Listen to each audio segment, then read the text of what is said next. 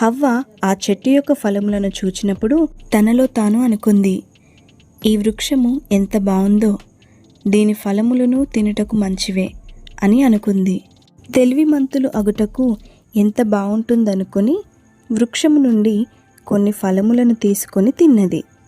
అందులో నుండి కొన్ని తన భర్తకు కూడా ఇచ్చినప్పుడు అతడు కూడా ఆ ఫలములలో నుండి కొన్నింటిని తిన్నాడు. అప్పుడు వారిద్దరి కన్నులు తెరవబడెను. ఆ సమయమందే వారు మంచి చెడ్డలను తెలుసుకున్నారని అర్థం చేసుకున్నారు. వారు దిగంబరులుగా ఉన్నారని తెలుసుకొని వారిద్దరూ అంజూరపు ఆకులతో తమ శరీరమును కప్పుకొనిరి. సాయంకాలమైనప్పుడు దేవుడు ఏదెను తోటలో సంచరించుచున్నారని సంగతిని వారిద్దరును ఎరిగి భయపడి చెట్ల మధ్యలో దాగుకొనిరి. కాని దేవుడైన యెహోవా ఆదామును తన పేరు పెట్టి పిలిచి, ఆదామా, నువ్వెక్కడున్నావు అని అడిగారు. అప్పుడు ఆదాము, తోటలోనికి నీవు వచ్చియుండుటను నేను విని నీకు భయపడి నేను దిగంబరిగా ఉన్నందుకు దాగియుంటిని అని అన్నాడు. అప్పుడు దేవుడు, నీవు దిగంబరిగా ఉన్నావని నీతో చెప్పింది ఎవరు? నేను నీతో తినకూడదని చెప్పిన ఫలములను నువ్వు తిన్నావా అని అడిగారు.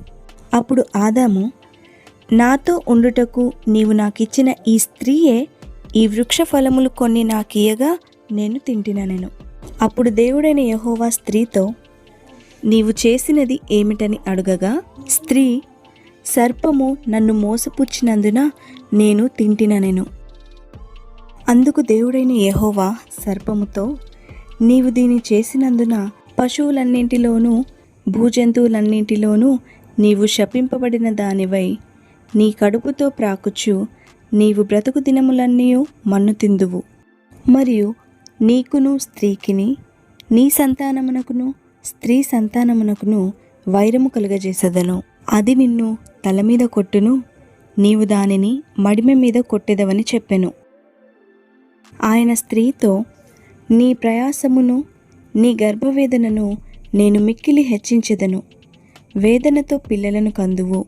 నీ భర్త ఎడల నీకు వాంఛ కలుగును, అతడు నిన్ను ఏలునని చెప్పెను.